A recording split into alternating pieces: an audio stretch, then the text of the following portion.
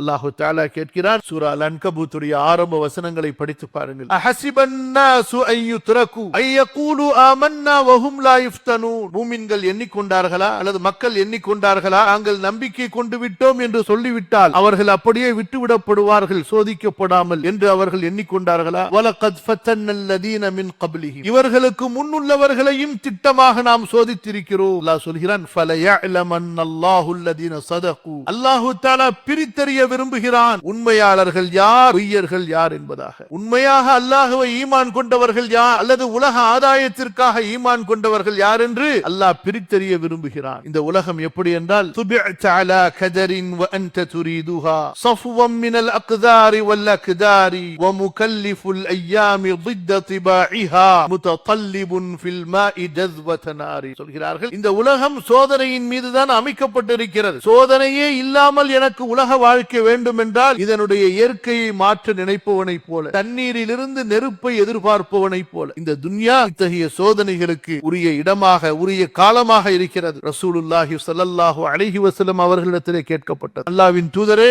அதிகமாக சோதனைக்கு ஆளாகக்கூடியவர்கள் யார்?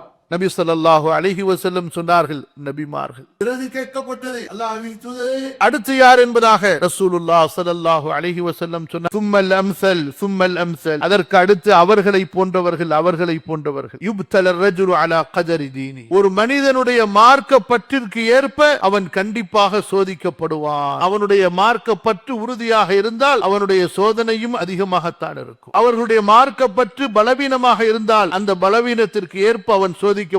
அடியானுக்கு அந்த சோதனை ஏற்பட்டு கொண்டே இருக்கும். இறுதியாக அவன் பூமியிலே நடக்கும் போது அவன் மீது எந்த பாவமும் இல்லாத அளவிற்கு அந்த சோதனையானது அவனை சுத்தப்படுத்தி விடுகிறது.